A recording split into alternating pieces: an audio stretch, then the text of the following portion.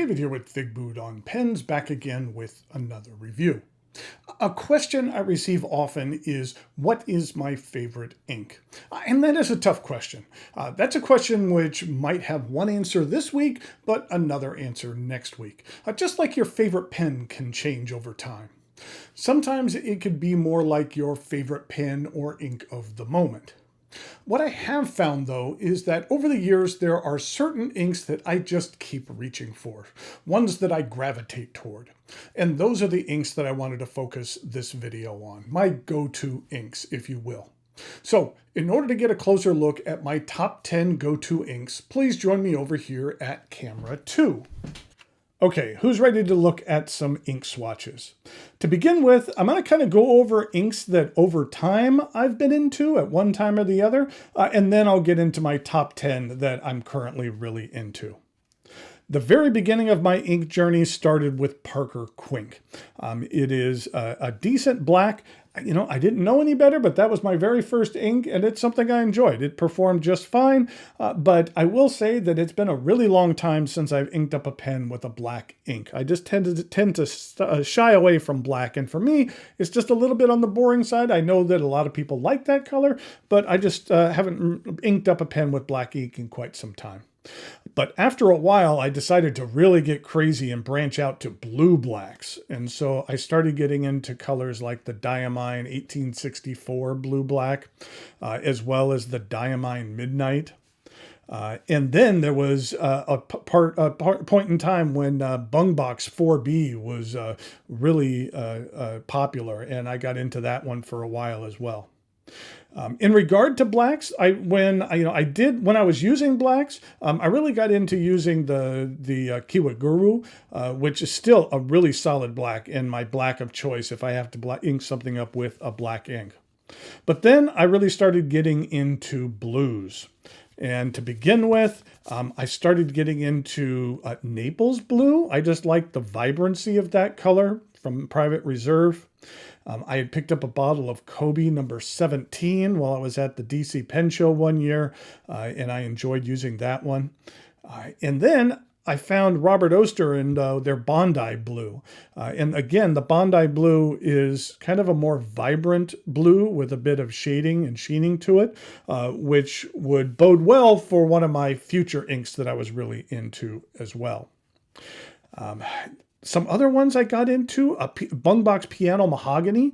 That was another one that I used a lot, especially in a lot of my Urushi pens that kind of had that Tamanori finish to it. But then I just started to get real crazy and branch out into some other colors as well.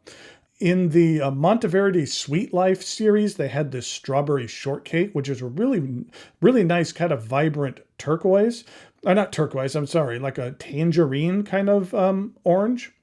But then I really started getting into some more solid oranges, like the Leonardo Arancia Tarocco, the Ackerman Orange Bovin, Mont Blanc Lucky Orange. All of those I was really into, and they look fairly similar, but those deeply saturated oranges I was into. In regard to purples, I really enjoy Birmingham's Andy Warhol Pop Art Purple, and then even Lami's Dark Lilac. This is the original Dark Lilac. And then even though I'm not a huge fan of the color green, I do find myself liking a number of green inks and was really into green inks for a while. Apple Glory is still one of my favorite greens. I have Mont Blanc Irish Green, which I do use in a couple of my pens almost exclusively. Like I have a Pelican M1000 with green stripes, and that always has Mont Blanc Irish Green in it. And then as far as some more modern or newer green inks, there was Colorverse Schrodinger that had some nice shade to it. And then even a newer one is the Guitar Lady Emerald, which I really enjoy. And then something that's a little bit of an off green was the Lamy Petrol. The Lamy Petrol was a limited edition ink that I really enjoy using as well. That's one of those inks that I hate to use just because I know that it's limited edition, and whenever I am out, then it'll be virtually impossible to find. In regard to some reds, the first red I was really into was from Levenger. Levenger Pomegranate was a real solid red. And then I moved into things like Diamine's Red Dragon. Birmingham Pen Company, Fred Rogers Cardigan Red is one that I really enjoyed. And then the one that really pops the most is Diamine Poppy Red. I still use that one from time to time. In regard to some browns, I got a lot of use out of Faber-Castell's Hazelnut Brown, and even Private Reserve's Copper Burst. And then a limited edition ink that I really enjoyed as well was Papier Plume's number 11. So that was just another nice solid brown. And then two more inks that are no longer available that I really enjoyed and got a lot of use out of. Franklin Christoph's Terra Firma, which they retired, was another brown ink that I really used a lot, especially in Urushi pens. I just thought that especially the Tamanori really looked nice with that particular ink. And finally, we had Papier Plume's House of the Rising Sun. This was another one of their limited edition inks that's no longer available, but it's just kind of a darker tangerine that really pops, and I just really enjoy that color. And I'll be sad when that ink is gone from my collection and used up because it's no longer available. Okay. That being said, now it's time for my top 10 go-to inks currently. And number one on that list, well, actually, they're not in any number, but the first that I'll show you is Tassia's Saba Midori. This is an amazing ink. It goes on blue and then turns into more of a green with a lot of personality to it. You can see here, this is what the bottle looks like. And if I open up this bottle, what you'll see is kind of blue on the inside here. But then once it applies to the paper and dries, then it changes color. I just think that that kind of color changing property, as well as what it looks like once it's dried, is something that really goes well with a number of different pens, and something that I've really gotten a lot of use out of. I'd say within the last year or two, this has become an ink that I just reach for over and over and over again. Next up, I have two purples, and I'll go ahead and show them both together. They are the Pilot Iroshizuku Murasaki Shikabu, as well as Cross Violet.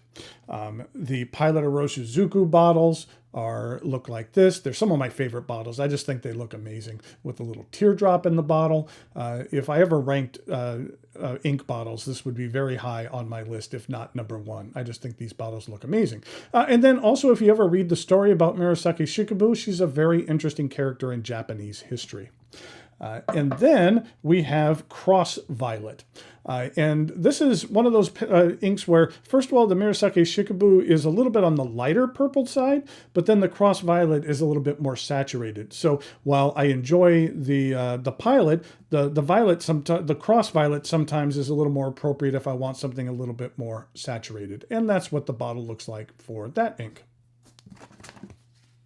Okay, well, those two purples each took up a spot on this list. I'm cheating a little bit here because these two colors are very, very similar to one another, so they're sharing a place on this list, and that would be Stilo and Stile's Roman Bronze Oxidation, as well as Leonardo Smeraldo. Both of these are kind of the bronze oxidation color, kind of a bluish turquoise green, which I really enjoy. This is what the Stilo and Stile bottles look like. The only thing I don't care for on this is just that it's not much ink, and it's kind of a very shallow container. I wish there was about twice as much ink in there so you can get more nibs in it, but this is a very, very nice ink. And then in regard to the Leonardo, this is what the Leonardo bottles look like. You can get significantly larger nibs in there. But between the two, I don't know if they get them manufactured at the same facility or not, but both colors are extremely similar. So I thought that they should share a place on this list so that if you couldn't get one, then the other one would suffice in being very similar. Next up on the list is a more magenta purple, which is Pilot Iroshizuku Yamabudo. I just love this ink. I have several pens which I only use with this particular ink. A lot of my Pilot pens I will use with this. Some of my my Namiki Nippon Art series will usually only have this in it. My custom Marushi, Pilot custom Marushi will typically only have this ink, as well as my custom 845. That will usually have Yamabudo in it as well. It's just a real nice behaving ink that looks fantastic on the paper. And as you can see here, it's hard to see, but I am very low on this. There's just, now when I slosh it around, it's hard to see. But this is very, very low. So I actually, at the recent DC show, had to pick up another bottle because I know that I was going to be out of this here shortly. Next up is one of my favorite browns, which is Mont Blanc's Toffee Brown. I just think that this is a very nice, well-behaved, well-saturated brown. This is what the bottle looks like. This is called, the Mont Blanc calls this their shoe, because it resembles a shoe. But also I like it because you can move it like this, and then the ink comes over here into this section, and that you can easily get your nib in there. In this section holds a little bit more ink than the other side. But overall, the Toffee Brown is a very nice ink as well. Okay, I showed a lot of oranges previously as far as saturated oranges, but the one that I find myself reaching for most often is the Robert Oster Pen Addict Fire on Fire. Then this is what the Robert Oster bottles look like. This is something that Brad Dowdy had been selling through the Pen Addict website. I'm not sure if it's currently available or not. I think that it's kind of one of those things where sometimes it is and sometimes it isn't. But as far as saturated oranges go, this is one of my favorites. And it's one that I use in a lot of different pens. Okay, we're getting down to the end here. 3 more to go. First up is an ink from Diamine, which really quickly became one of my favorites for a number of different reasons, and that is Diamine Communication Breakdown. This is a really nice kind of brownish red with some green sheen to it, and it's just a really solid ink. I really like Diamine's ink. They're really solid, well-behaved inks, and I thought that this ink it has a lot of personality to it and looks great coming out of a lot of different pens. This is what the bottle looks like. There was a German retailer, I'm sorry I don't remember the name, but he was a big fan of rock and roll, and he had a series of rock and roll themed inks that he had produced and sold through his website. A lot of them can be found on Amazon now in Europe, but for the most part they were available through their website. But there was Communication Breakdown, things like November Rain and Purple Rain and things like that, or Purple Haze, maybe that's what it was called. But there was a number of different rock and roll themes inks, Skull and Roses, and each of them had some unique properties and ones that I enjoyed. But the Communication Breakdown, named after a Led Zeppelin song off of their first album. Big fan of Led Zeppelin, especially that first album. So the combination of it being named after something I'm a fan of, as well as being a really cool ink, between the combination of all of that, it makes it a real winner for me. Okay, one more Diamine ink here, and this is one of my favorite reddish browns, which is Diamine Ancient Copper. This is what the bottle looks like. Again, this is just a pen or ink that looks really good coming out of any pen. I really like these Diamine bottles. These 80 milliliter bottles do a good job of providing a lot of space for you to get just about any nib in there. And the Ancient Copper looks good, and it has a bit of personality to it. And so, like, if I have any wooden pens or something like that, those look great with Ancient Copper coming out of it. So those are the types of things I end up using that for. But I've gone through a couple of bottles of Ancient Copper, and I'm sure this won't be my last. Okay, last ink, and it happens to be my #1 go-to ink. And if anyone asks what my favorite ink in my collection is, it is this, and it hasn't changed in quite some time. It'll take quite an ink to knock it off its throne, and that would be Pilot Iroshizuku's Konpeki. I'm a big fan of vibrant blues, and this is just one that really pops and looks fantastic coming out of a number of different pens. As you can see here, I have emptied not 1, not 2. I am working on my 3rd bottle of Konpeki. Again, since I'm sloshing it around, it's hard to see, but there's probably only about less than a quarter of, maybe even less than that, maybe like a 1/5 of the bottle left. And so I've actually ordered another bottle of this, so I have it ready when I have emptied this one out.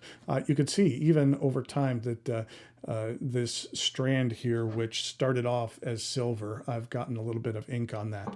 But again, I love the looks of the bottle. I think this ink looks fantastic coming out of just about any pen. I think it matches up really, really well with a lot. If I have a blue pen and I need a blue ink, then this is the first thing that I reach for, and that I continue to reach for it again and again, and it is one of my all-time favorites. So there you have a look at my top 10 go-to inks. And I think that over time, I've been into a lot of different inks, and that's what happens is you kind of go through stages where sometimes you're into one thing and then you move on to another, but then there's some that kind of always stay there. And so that's why I kind of wanted to highlight those items. But, hopefully this gives you an idea of some inks that you might want to try out that could possibly become some of your favorites as time goes on. So until next time, thanks for watching, and I'll talk to you later.